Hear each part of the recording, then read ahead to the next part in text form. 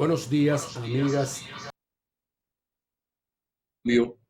Bienvenidos sean todos y todas a este su espacio, una ventana abierta de opinión y de compromiso con los mejores y más sanos intereses de la patria y la nación dominicanas, con la figura insigne del patricio Juan Pablo Duarte como norte y guía de nuestro accionar cotidiano. Hoy miércoles 14 de mayo del año 2025, compartiendo espacio con el periodista Bienvenidos Charboy, al cual le damos la bienvenida. Buenos días, hermano. Buen día, hermano, buen día y encantado de estar aquí en el estudio junto a ti y a la teleaudiencia, ¿no? Que siempre nos escucha, nos ve por las redes y a través del canal directamente. Telecanal 28, Telecable Nacional y por las redes sociales, este es su espacio Voz para el Cambio. También se integrará con nosotros en breves instantes el conductor general y productor de este espacio, don Alfonso Torres Ulloa, con el cual conversaremos sobre los temas nacionales de interés para todos ustedes. Bienvenido. Hay un tema recurrente acá en nuestro país, que es el tema de la migración. Hemos visto en los medios de comunicación cómo la Dirección de Migración se ha tirado a los negocios de la calle Duarte, persiguiendo a los ciudadanos que están en situación irregular para devolverlo al hermano país de Haití. Es una situación cotidiana, pero que debemos siempre opinar al respecto y ver si se están cumpliendo los parámetros humanitarios internacionales con relación a las repatriaciones. Es un tema recurrente. Sí, así es, mi hermano, y yo espero que a lo mejor hoy se encuentren soluciones en el encuentro de los cuatro, perdón, que hay esta tarde, que va a ser una especie de diálogo como entre sordos y mudos, ¿no? Porque hay dos expresidentes que dicen que van al encuentro como oyentes, ¿no? O sea, ellos no van a plantear nada, van a escuchar. Y están proponiendo también que las soluciones al tema migratorio sea planteado en el Consejo Económico Social.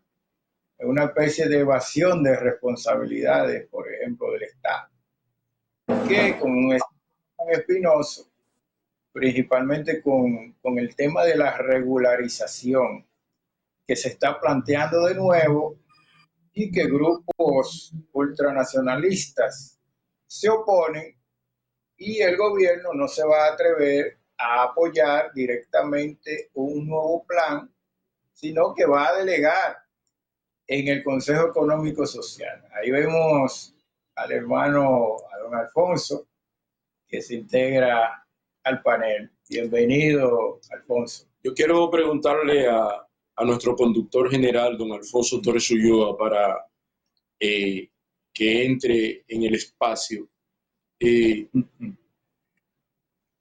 ¿Cómo visualiza el problema de la regularización que están pidiendo los empresarios, tanto de la agropecuaria, de la construcción, como de las zonas turísticas? Ahora una regularización de sus empleados que tienen ahí en esas grandes empresas.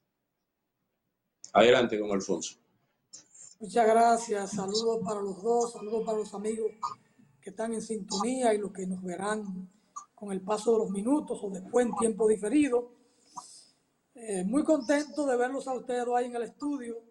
Ojalá que se enamoren del estudio y que cada vez que les toque hacer parte del programa, de estar ahí, lo hagan presencial en el estudio. Ojalá.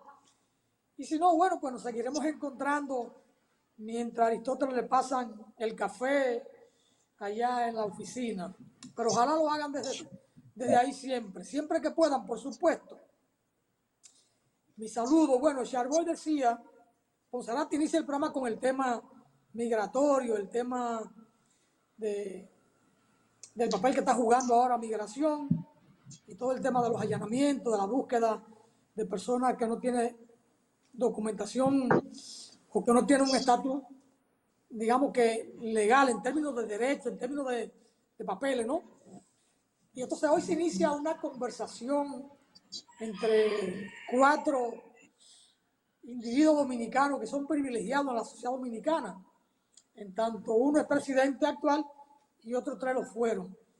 Me llamó mucho la atención que Chargoy decía, ojalá se encuentren soluciones, pero luego decía, será un diálogo de sordos, porque hay 2 que solo van a oír. Siendo un diálogo de sordos no se van a encontrar soluciones. Pero además, aún escuchándose y aún opinando en la conversación, tampoco habrán soluciones.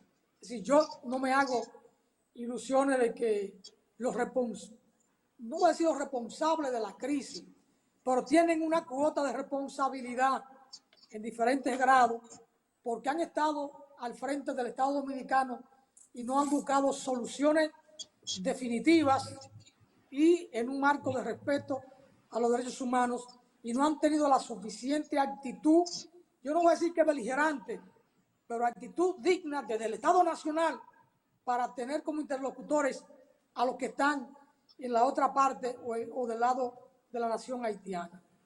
Ellos han dejado hacer, han dejado pasar, por tanto son corresponsables de la situación que tenemos. Y digo la situación, no le voy a poner ningún adjetivo a la situación que tenemos. Monserrate me preguntaba que cómo miro esto, lo que están planteando los empresarios, tanto de la construcción como lo del área agrícola y lo de la regularización. Yo no quiero usar el término regularización, pero sí quiero decir que normar el estatus o la presencia de un migrante en cualquier nación debe ser una cuestión de prioridad del Estado que lo recibe.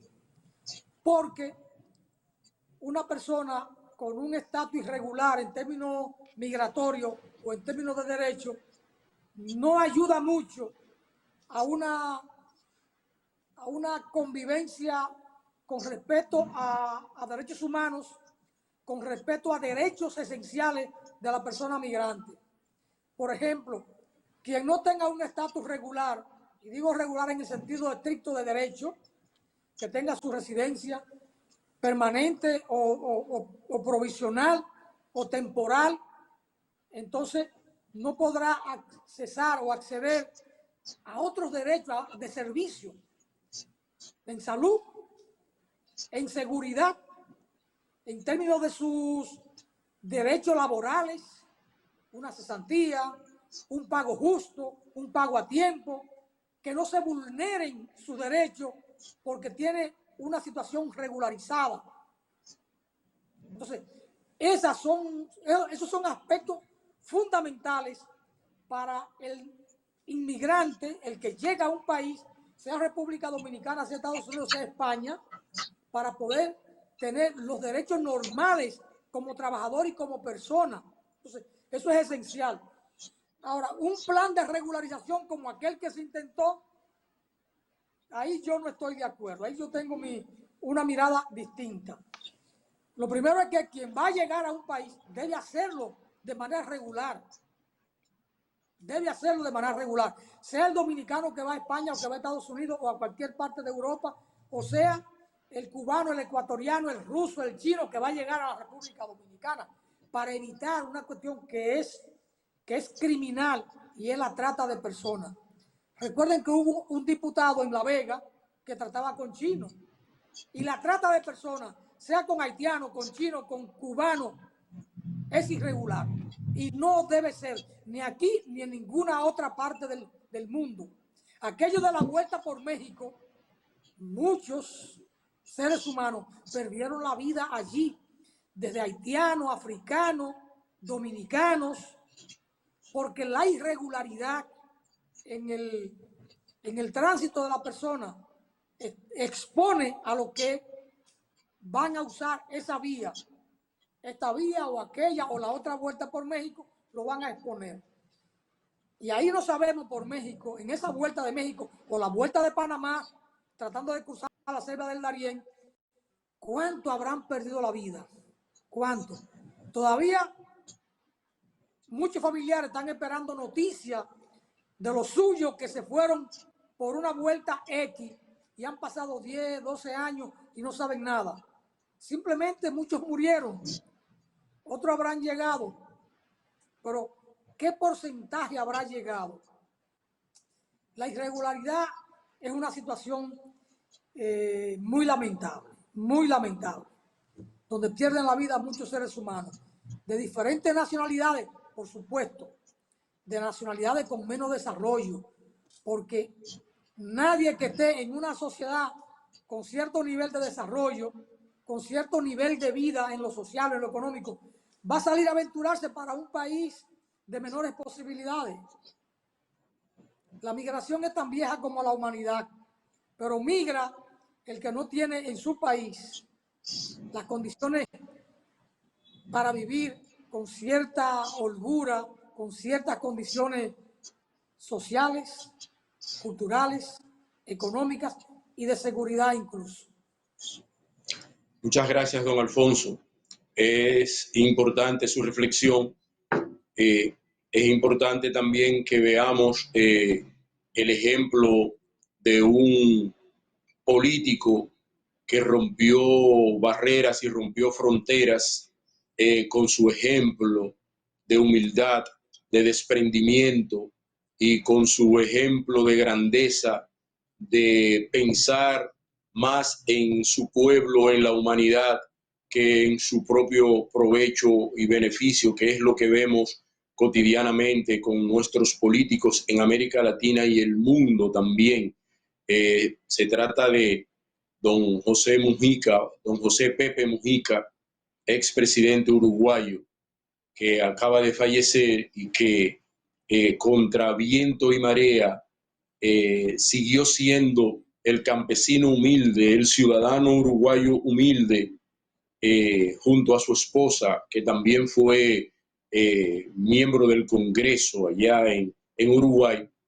Vivieron una vida humilde y dieron un ejemplo de humanidad.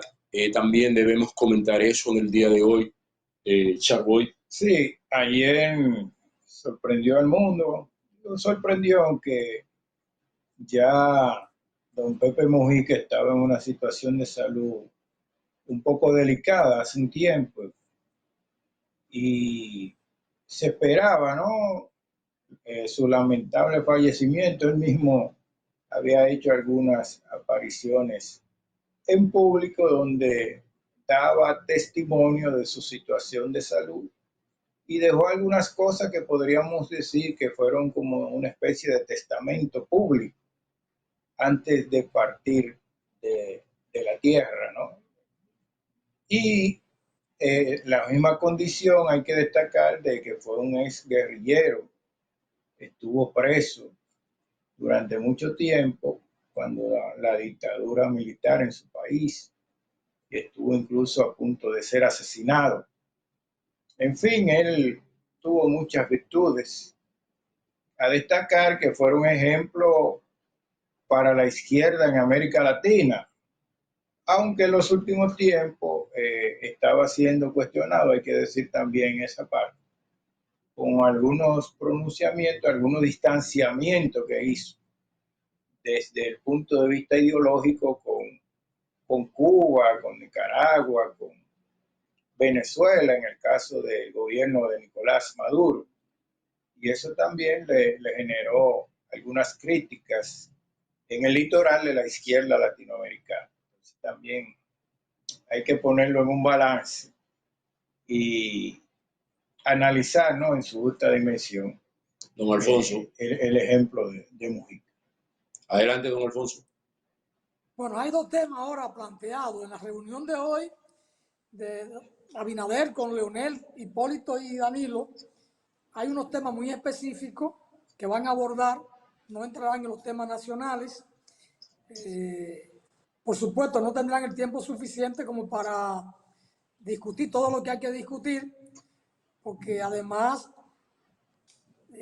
van a intervenir allí 3 o 4 funcionarios dominicanos que tienen responsabilidad en esa problemática dominico-haitiana, como es el caso del canciller, el director de migración, el director del DNI y algún otro funcionario más, para un poco plantear la percepción o la mirada del gobierno sobre estos temas.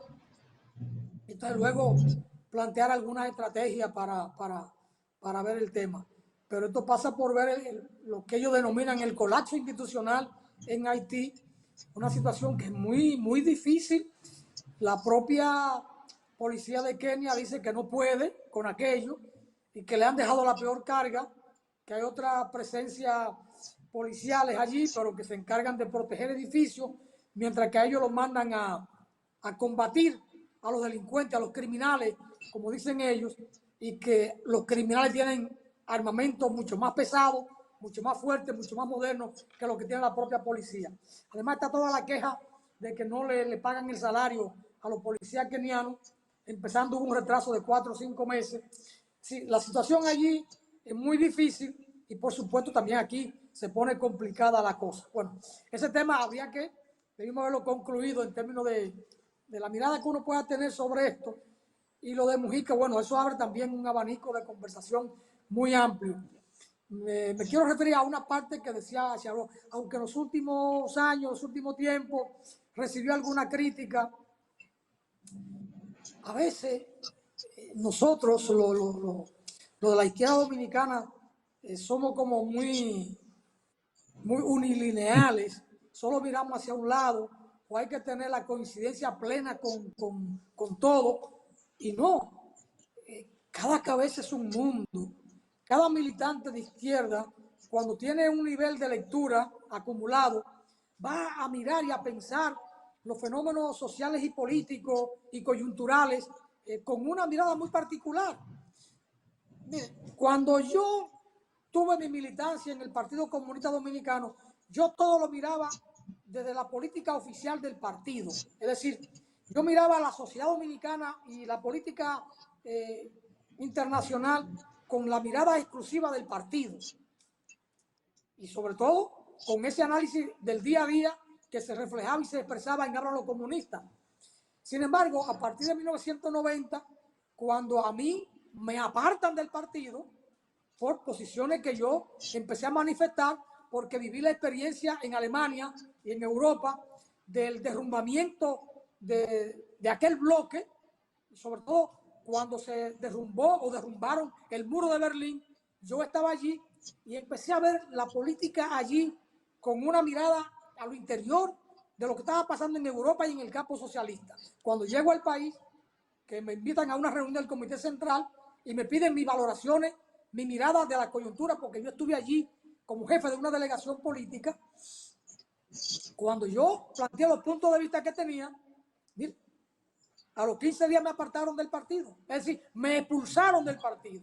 Entonces yo fuera del partido empiezo a ver los acontecimientos políticos con una mirada mucho más amplia, porque ya no estaba encuadrado en una sigla y en 4 paredes partidarias. Entonces, es normal, Charboy, que la gente tenga su mirada, que habrán diferencias de matices, lo habrán. Hay cuestiones que son de principio. Yo pudiera tener diferencias con los amigos que están en Venezuela o con los que están en Nicaragua. Algunas las he expresado con Nicaragua. El caso de que un matrimonio sean los ejecutivos de la nación. Yo tengo diferencia con eso. Puedo tener algunas miradas y las comparto internamente con los hermanos cubanos, que son funcionarios, que son mis amigos, con los que he compartido muchas jornadas de trabajo. La converso privadamente, la converso personalmente. Yo lo que no voy a hacer es coincidir con el enemigo fundamental de los pueblos, que es Estados Unidos, por querer hacer una crítica o una observación o una sugerencia a uno de estos países. Pero es normal que tengamos diferencias. Entonces, lo de Pepe Mujica, yo lo veía con toda la naturalidad. Ese era Pepe. Pepe siendo Pepe. Pepe siendo Pepe. Siendo honesto. Fidel planteaba muchas cosas. El primer crítico de la revolución cubana era Fidel Castro. si Fidel hacía crítica y la hacía pública a cosas que pasaban, ¿por qué Charbol o Monserrate o Juan Francisco o yo no podemos hacer una crítica? Yo me cuido de no hacerla. Y cuando la hago, la converso directamente con un funcionario con el que yo tenga cercanía. En algún momento aquí estaban pasando cosas en Cubanas de Aviación y yo fui a la embajada y con el embajador de turno lo conversé, le expuse lo que allí estaba pasando. Me escucharon, no me dieron respuesta a nada, yo tampoco lo esperaba, pero me escucharon. Al final también lo conversé en La Habana de cosas que estaban pasando en Cubana, cosas de corrupción, aquí en Cubana de Aviación, y simplemente le pusieron correctivo, cogieron al funcionario que estaba y se lo llevaron para Cuba. Tenía un hijo en Cubana, en Canadá, y primero se llevaron al hijo, y después se llevaron al que estaba aquí. Y la esposa del que estaba aquí dijo, no sé qué habrá hecho fulano, si fulano lo que ha hecho es servir a la revolución. Y le dijeron, usted sabe lo que él ha hecho, porque usted estaba ahí, y usted veía los movimientos, y los movimientos que él tenía no se podían realizar con el carrito lava que tenía aquí.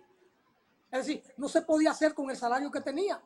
Entonces, lo de Pepe yo lo veo con toda naturalidad, Charbol, con toda naturalidad. Ese era Pepe Mujica, siendo Pepe Mujica. Y aquí hay gente que plantea su punto de vista y no hay que rasgarse la vestidura. Antes de irnos a la pausa, Alfonso, te aclaro, yo no dije la izquierda dominicana. Yo no conozco ninguna crítica que le haya hecho la izquierda dominicana a Pepe Mujica. Yo dije la izquierda latinoamericana porque tiene sus matices, ¿no? Pero nosotros como latinos somos parte de la izquierda latinoamericana. Así es. Sí, y además, pero la izquierda dominicana no ha cuestionado, hasta donde yo conozco, a Mujica, ni ha criticado las posiciones de Mujica. Y además que nosotros tenemos una epidermis muy sensible a la crítica y la autocrítica, que se supone que es uno de los lineamientos fundamentales del pensamiento marxista-leninista. Sin embargo, cuando nos hacen una crítica para que fortalezcamos un aspecto de nuestro quehacer político, ahí la epidermis entonces se enroncha y comienzan los resabios. Y no debiera ser así. Usted acaba de confirmarlo, don Alfonso. Fidel era el principal crítico de la Revolución Cubana, porque sin crítica y autocrítica no hay un crecimiento ideológico, no hay un crecimiento estructural, no hay un crecimiento económico, no se pueden enderezar los entuertos, porque los seres humanos tenemos fallas, los seres humanos no somos perfectos, y en el quehacer cotidiano alguna falla tiene que aparecer. Y esa falla tiene que ser expuesta a la crítica y la autocrítica, tal como usted acaba de señalar, naturalmente. Pero hay un elemento, Monserrate. Fidel era el primer crítico de la Revolución Cubana, ahí adentro. Pero hay de un militante o dirigente de izquierda que critique un aspecto de la Revolución Cubana. Porque entonces los cubanos tienen una piel muy sensible. Fidel podía criticar, pero cuídate tú de criticar. Por eso yo la crítica la hago personalmente con el funcionario que yo creo que puede tramitar y al que yo le tengo confianza. Si no le tengo confianza a Pepe, un dirigente cubano, o a Luis, yo con ese no converso. Por ejemplo, con Arnel Medina Cuenca, que fue presidente de la Unión de Juristas, mi amigo, mi camarada, yo con él converso con mucha franqueza los temas y él lo conversa conmigo. Y me pone punto de observación muy crítico, pero es en una conversación privada. Claro, a mí no se me ocurre decir, no, porque fulano de tal en La Habana me dijo esto y esto. No. Eso es una conversación entre camaradas. Es decir, el ejercicio de la crítica y la autocrítica. Ahora, mi militancia con la Revolución Cubana está fuera de toda discusión y la expreso aquí y en Estados Unidos y donde quiera que voy. Muchas gracias, don Alfonso. Tengo la total coincidencia. Por ejemplo, a mí no se me ocurre ser un vocero de la revolución sandinista actualmente, porque tengo diferencias marcadas. Yo no lo expongo. Y siempre le he dicho a los compañeros que hacen solidaridad con Nicaragua, el programa estaba a disposición de ustedes. Pueden venir un día a la semana y exponer sobre Nicaragua. Ahora, no esperen de mí que yo voy a estar ensalzando a la revolución sandinista hoy, porque tengo diferencia. No la voy a exponer, no la expongo. Digo esto así en términos genéricos, ¿no? Pero ese era Pepe siendo Pepe Charboy. Muchas gracias, don Alfonso. Debemos ir a la primera pausa y recuerde que en los siguientes 10 minutos, después de la pausa, tendremos a Edwin Paraison con nosotros unos 10 o 12 minutos para conversar sobre la situación haitiana y el video que se ha hecho viral de Jimmy Cherisier, alias Barbecue. Así que, Christopher, vamos a la pausa y retornamos. Monserrate, mire, sí, después adelante. que Edwin Paraison entre, ¿me escucha? Sí. Después de que Edwin Paraison entre, póngale seguro a la puerta para que no se pueda ir en 10 minutos y nos quedamos media hora con él. Está bien. Un abrazo. A la pausa, Christopher.